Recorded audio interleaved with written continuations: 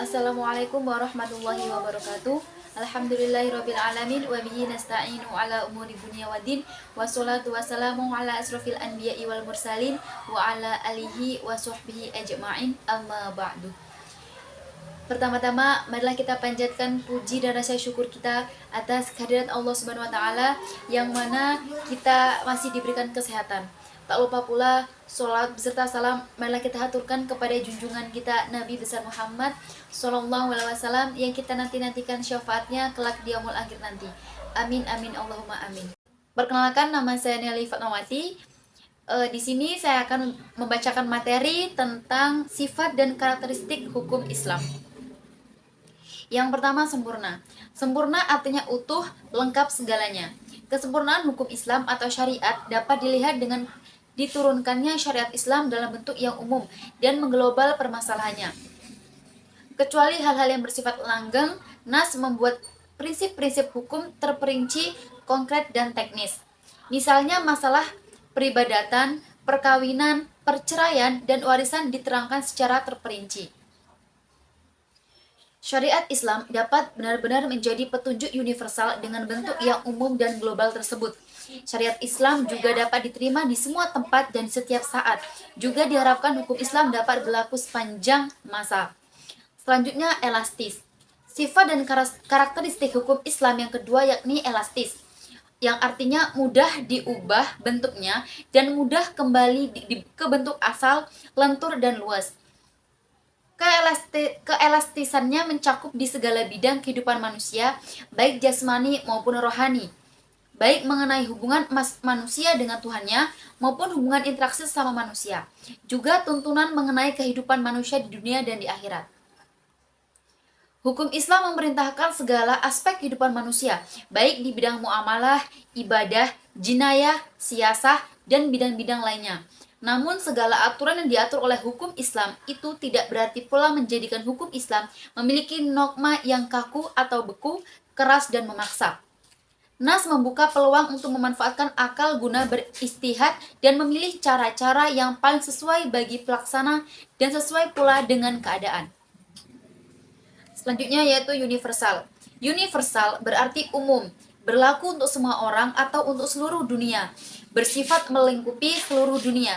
Ini berarti hukum Islam itu tidak dibatasi oleh lautan maupun batasan suatu negara. Bukti yang menunjukkan bahwa hukum Islam itu mempunyai sifat universal atau tidak harus dikembalikan kepada Al-Quran.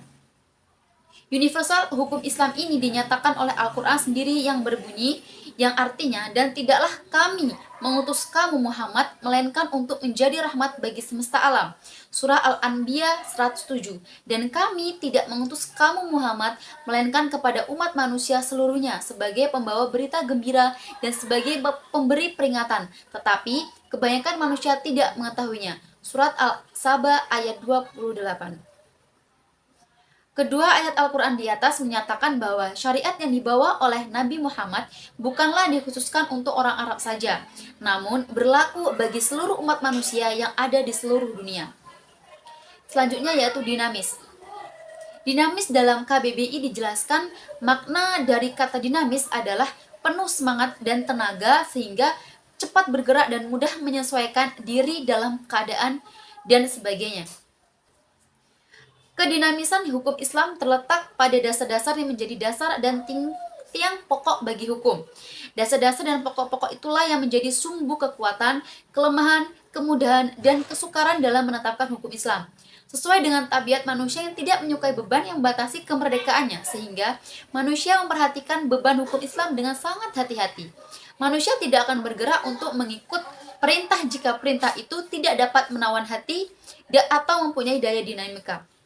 Syariat Islam dapat menarik manusia dengan amat cepat dan manusia bisa menerimanya dengan ketepatan hati karena Islam menghadapkan pembicaranya kepada akal dan mendesak manusia bergerak dan berusaha serta memenuhi kehendak fitrah yang sejahtera. Sebagaimana hukum Islam menunjuk kepada toleransi, persamaan, kemerdekaan, menyuruh untuk berbuat ma'ruf dan mencegah mungkar. Sendi-sendi dari kedinamisan hukum Islam adalah yang pertama, meniadakan kepicikan. Yang kedua, menyedikitkan tugas. Yang ketiga, mensyariatkan hukum dengan cara berangsur-angsur. Yang keempat, memperhatikan kemaslahatan manusia. Yang kelima, mewujudkan keadilan yang merata. Selanjutnya, sistematis. Sistematis Islam bersifat sistematis, artinya ia mencerminkan sejumlah doktrinnya bertalian dan berhubungan di antara satu dengan lainnya secara logis. Beberapa lembaganya saling berhubungan satu dengan lainnya. Perintah sholat di dalam Al-Quran selalu diiringi dengan perintah menunaikan zakat. Perintah untuk makan dan minum diiringi dengan kalimat tetapi jangan berlebih-lebihan. Demikian pula dengan lembaganya. Pengadilan dalam Islam tidak akan memberikan hukum potong tangan bagi pencuri bila keadaan masyarakat sedang kacau dan terjadi kelaparan. Tidak akan memberikan hukuman rajam bagi pezina dan kebiasaan berpakaian yang belum diterapkan sebagaimana yang dikehendaki oleh hukum Islam itu sendiri. Hukum Islam dengan lembaganya demikian saling berhubungan satu sama lainnya. Hukum Islam tidak akan bisa dilaksanakan apabila diterapkan sebagian dan ditinggalkan sebagian lainnya. Selanjutnya, hukum Islam bersifat ta'budi dan ta'akuli.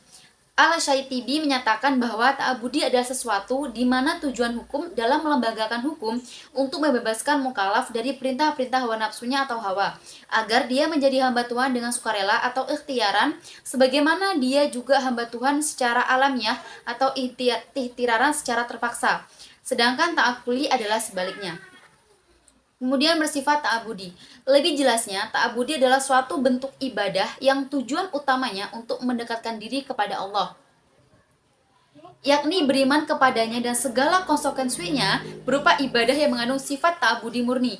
Artinya, maka ide dan konsep yang terkandung di dalamnya tidak dapat dinar atau khairu ma'akulah almana atau suprarasional. Manusia harus menerima apa saja yang telah diciptakan oleh syariat. Contohnya, sewaktu Umar melaksanakan haji bersama Rasulullah mencium batu atau hajar aswad. Melihat hal itu, berucaplah Umar radhiyallahu anhu, "Kamu hanyalah sebuah batu. Jika aku tidak melihat Rasul menciummu, niscaya tidak akan aku lakukan hal itu." Kemudian bersifat ta'akuli. Kedua, yakni ta'akuli, berbentuk dalam bidang muamalah. Ta'akuli ini bersifat duniawi yang maknanya dapat dipahami oleh nalar atau ma'akulah al-ma'ana atau rasional. Maka manusia dapat melakukannya dengan bantuan nalar dan pemikiran manusia. Ilat dari muamalah yang bersifat ta'akuli dapat dirasionalkan dengan melihat ada maslahat atau mudarat terkandung di dalamnya. Sesuatu dilarang karena ada kemudaratan di dalamnya dan diperintahkan karena ada maslahat di dalamnya. Sekian materi dapat saya sampaikan, kurang lebihnya saya mohon maaf. Saya akhiri, wassalamualaikum warahmatullahi wabarakatuh.